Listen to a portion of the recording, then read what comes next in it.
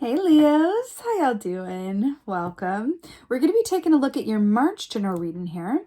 So your meditation was short and sweet. So I saw a nightingale, it's so southern, nightingale, sitting on a sword, like on the hilt of a sword in outer space. And then I saw the planet Saturn behind the nightingale.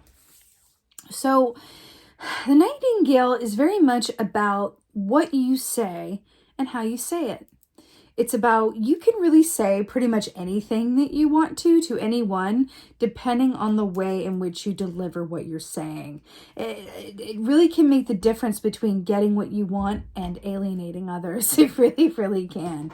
So Nightingale is about imbuing your truthful words, right, with sweetness, so that the people or person that you're speaking to can receive it as you intend to say it, right? You can receive it accordingly. So the fact that it was on a sword as well, swords are very much about communication and the thought process, and how our thoughts, align and how we share them with others. So that feels important as well. Ultimately, Nightingale, it's also kind of similar to a Queen of Swords energy, where it's very much about the more that you show discernment about your choice of words and how you communicate, the farther you will get. Another saying that's coming into my mind is I hope I say this right. You catch more flies with sugar than with vinegar, or something like that. Let me know in the comments, like, your version of that. But there feels like there's something to that. Really, really is. I feel like I want to say, can you be, and I know this is a very loaded word, but how much of a politician can you be this month? But it doesn't feel like it's a negative, like, talking BS politician. A lot of people have negative connotation, right? But it's more, how much of a politician can you be for the greater good, for a commonly shared purpose, right? There's something about the way in which you communicate that's coming to the forefront this month. Let's go ahead and get your animal energy for March. Oh, I love this so much. So you have the buffalo here, which is brilliant. This is one of my absolute favorite energies. So the buffalo is sort of a hybrid energy for me. So it equates to the Fool from the Tarot, and also has a bit of the King of Pentacles from the Tarot as well, which speaks of, with the Fool, fresh, brand new starts, beginning adventures, fresh, starting off down that road anew. And the King of Pentacles is about that high wealth, generosity, benefactor. So this is very, very auspicious when Buffalo comes up. You're going to be in for a lot of good times this month with this energy, right? It's really beautiful. Right on. Let's see what's going on, Leos. Let's see what's going on. I'm not usually, but I'm really drawn to this lightning. Hold on. Wow. Okay. Before I get to that, I'm really drawn to this lightning on this key.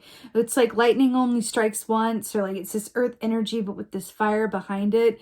I feel like there's a certain aspect of this that's coming through around ideas or striking while the iron is hot. There's an emphasis on striking when the iron is hot, but there's also this follow through around a lot of material abundance around it and new opportunities, right? Something about that. Feels like an electric charge. I can really feel it. So we have the 10 of Swords here. So y'all are towards the end of this round of readings. I cannot tell you the amount of times that 10 of Swords has come up, and here's why, and let's talk about it though. Past couple of years have been intense. We're going into March. The couple of months, January and February, leading into this new year, have felt a lot like the old energy, no? The planets have finally gone direct, right?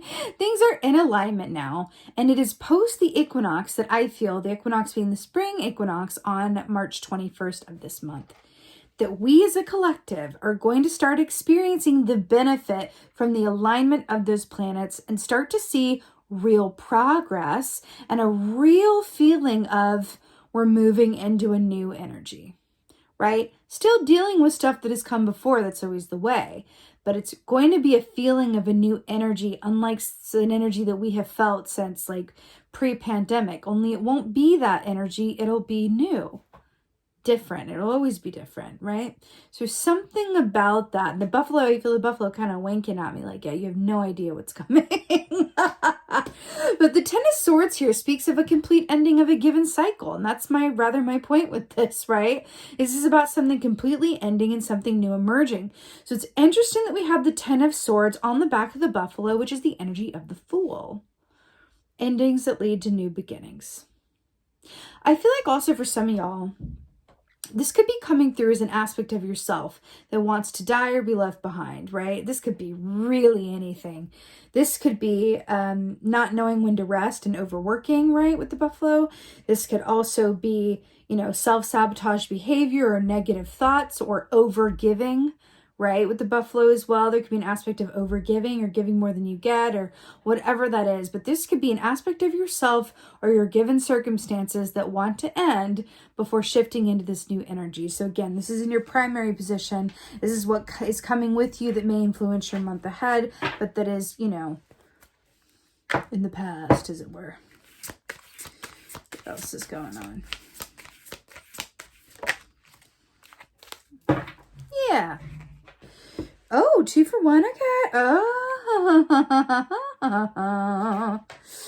Yeah, these want to go together. Okay, let's talk. You got 2 for 1 here. So we have the 7 of Wands, right? A lot of fire here, right? Well, you know what? There's not a lot of fire here. There's like swords and swords, but it feels like fire, especially with the lightning. And there's, definitely a fiery scene here. 7 of Wands. Wands are about the actions that you take, especially around the work that you're passionate about or the pursuits of which you are passionate. But there's an aspect with the 7 of Wands that's about, again, always with that John Mayer song on my head, whenever I pull this key, I'm bigger than my body gives me credit for, right? It's that whatever you put into it, you're going to get out of it. You can surmount any and all obstacles that may be in your way or on your path, right? Knowing that if I just keep persevering, right, I will succeed. So it's a beautiful energy. And then we have the Ace of Swords. Now, do you remember in the meditation how I saw the nightingale sitting on the hilt of that sword? Interesting, right? And then we have the question marks here. So the way that this is depicted in this deck is this is very much, yes, the Ace of Swords is about big truth, communication, right? Ideas, right? But in this context of this deck, there's a certain level of, but how or in what manner, question mark, right? I do feel like and the answer is behind, as always. The stage manager's back here being like, hey. Now this is actually the Hierophant in this deck that's being depicted as behind the curtain, right? Just look at this for a moment. So we have the 7 of Wands, which is on stage, center stage. This is a Cirque de Tarot, right, by Leeza Robertson. This is all about like what happens on stage and off stage, right? It's really brilliant. So 7 of Wands on stage. This ringmaster is making it happen, doing the most in full costume, putting all of the effort in, right? She's making something rather difficult look easy, right? But then this is backstage with the Ace of Swords. It's like, I'm getting a very distinct feeling from this, that there's a level of, first of all, just how many balls are you juggling? And there's a certain aspect of like, I don't completely know where this is going, or if I can sustain what I'm doing, or if everything that I am doing is going to work out. But I'm just going to keep going because people are watching me. But I do hear this question in my head of like, is this sustainable? Is this I'm not reasonable? Is this sustainable? Is this practical? Right? There's that question here. Is this sustainable? Is this practical? There does feel like there's a lot going on for you this month. And this really may well kick off later in the month as well, post-equinox, like I said. But I feel like there's something here about some of you are considering writing something or pursuing something that you've already written, or something with the written word or artistry that's coming through, and you're being encouraged in a big way to just go for it without worrying about how it will be received, or if it's going to lead to any income or any kind of like, acclaim or praise. There's something about go with it, back to that Ace of Swords.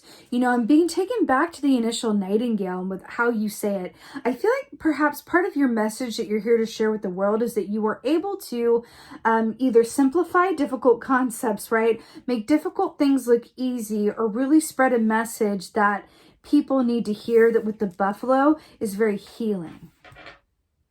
Sometimes by sharing your story, just as an example, sometimes by sharing our story and being vulnerable in that way, others are healed by proxy because they feel like you've written something down that they could never quite put words to and of their own experience. So you're helping them fully realize and heal their own experience by sharing yours. There's something in that. Now, you could take that literally with the writing, or you can adopt that to sort of your everyday experience of just living by your own truth and honor and having other people benefit by you speaking honestly, but with love around you. So that feels really beautiful for you guys. Feels really beautiful. Let's see what else is going on, Leos. What else is going on? What is going on? Wow, it's the wand show. So we have the Four of Wands here. Beautiful. This is celebration, achievement, happy home and family, synchronicities, magic, divine timing, all of the things, right? 1111. This is really, really beautiful. This is having so much to celebrate and be happy about. This is where you're moving into towards the latter part of the time frame here. And it feels really, really good. I keep getting this message. Putting one foot in front of the other, even if it feels like you're moving on blind faith, it will pay off. As long as you stay true to your word, be mindful about how you communicate, and really follow through any sources of divine inspiration that come to you via an Ace of Swords perspective, you're going to be headed right for this Four of Wands, where you're feeling really good about what you started or what you put your focus towards this month. Feels really, really good. Feels really, really good. Clarifier for the Ten of Swords. The Sun. As a clarifier for the Ten of Swords, it doesn't get any better than that. So the Sun is about happiness, illumination, healing. Lemur medicine is very much about seeing both sides of something and understanding that the gold really lies in the gray, in the middle ground, right? It's interesting. I feel like there's an ending to the way that you've seen things, or a shift around your perspective that is a lot more positive, illuminating, or more self-love centered, right? That's what this feels like to me. It feels like you're also just choosing. You may have exhausted yourself either on analysis paralysis, or exhausted yourself by thinking about the worst case scenario, or maybe you're literally exhausted by not sleeping and you're just kind of like, I'm going to choose something else. I can't worry about this anymore. I can't worry about how it's going to go. I can't worry about what they're going to say if I tell them this. I can't worry about, my financial, 5 years down the road. I can't worry about a 401k, whatever that is. I can't worry about what my family will say, or whatever it is. This is about standing in the light of your own truth and choosing to move forward from a place of hope and faith without necessarily having any guarantee of how and when it may work out. But there's a lot of power in that. That is the human experience. That's the hero's journey, actually, is what it is. You know what I mean? Okay. Ace of Swords and Seven of Wands. What's going on? I do feel like you are illuminated around things that no longer work, right? Aspects of yourself, your environment. So to clarify the Ace of Swords and the Seven of Wands, we have the Nine of Wands, which is that wounded warrior key. So this is that perseverance. It's that fortitude. It's that strength and courage and all of those good things. Whenever the Nine of Wands comes up, I just want to say, just rest a bit and treat yourself well, right? Especially that, it's clarifying the Ace of Swords and the Seven of Wands. I do feel like you are reaching a bit of a pinnacle point where you kind of feel like you could go either way, and you really just are hoping for the best. But there's this aspect of like really returning back to self-care and treating yourself well, that feels incredibly important. I feel like the work that you do, or the capacity of work that you do, or the nature of it, something about the work that you do and or the relationships that you keep aligned with your soul purpose takes a lot out of you. It requires a lot of you, whether that's energy, like physical energy, or spiritual energy, if you're, if you do metaphysical work or energy work, whatever that is for you, or if you're in a caretaking, context, and that requires a lot mentally, emotionally, physically, right? For sure. It does require a lot of you. So I feel like this is a call to kind of like take care of yourself as well as you take care of others. And watch what that does for your perspective, your abundance, your manifestational ability, your outlook. Okay. Then you get to the Four of Wands here. Let's go ahead and get a clarifier. This beautiful Four of Wands, celebration, happiness, success. Oops. Knight of Pentacles here to clarify the Four of Wands. Now, what's brilliant about this is the Knight of Pentacles takes its time getting to where it's going, but then when it arrives, it doesn't go anywhere. It has some true staying power. This is about something that you've put a lot of work on, work towards, taken your time with, really, really put a lot of blood, sweat, and tears into it, and had maybe even a little bit of patience around, really coming to a fruition point where you have every reason and cause to celebrate, rejoice, and really appreciate all the work and all that it took for you to get where you are. It feels like you're moving to a place where you're able to just kind of like sit back on your heels, kind of look around and be like, wow, look at all that. Look at all that I did. Look at all that. And really appreciate that and then reap the rewards from that as well. Again, I feel like this is tying back into that. I keep going back to the nightingale in my mind with that Ace of Swords and then the Saturn. I feel like there is a certain shift within your given circumstances is aligned with certain opportunities. And you're being asked to just sort of like keep going right now because you're on the precipice of breaking through some sort of glass ceiling that you don't even know is there. That's exciting. Like, I want to be like, ooh. Like, it feels very exciting to me. It feels very, very exciting. Your potential, what you've manifested so far, is only the very start of it. There's so much more on the road that lies ahead for you. It's beautiful. I just said it's beautiful right at the moment that beauty can... Wow. And the immortal words of Alyssa Edwards. You guys are like, who's Alyssa Edwards? Beauty. So this is wonderful. This is everything that we were talking about. You know, this sort of embodiment of having the flowers on the head. And then we have the Knight of Pentacles here, which is about like reaping the benefits of the seeds that you've sown, right? So there's a beautiful, beautiful parallel there as well, aligned with the buffalo, with the Fool energy and the King of Pentacles. You have so much to look forward to, but I feel like part of this payback comes from a beauty that exists within you to do good and to help enrich the lives of other people or leave your piece of the world, earth, better than how you found it. That feels like the energy that I'm tapping into here. I also feel like there's a special message with this oracle as well that says the true beauty of life is in, cliche for a reason, stopping to smell the roses. So really take the time to kind of, be in the present moment that you're in as time allows and appreciate the beauty and perfection of every moment, even the ones that are a bit intense or require a lot of you. Everything, regardless of how it appears on the surface, everything is as it's meant to be and perfect as it is.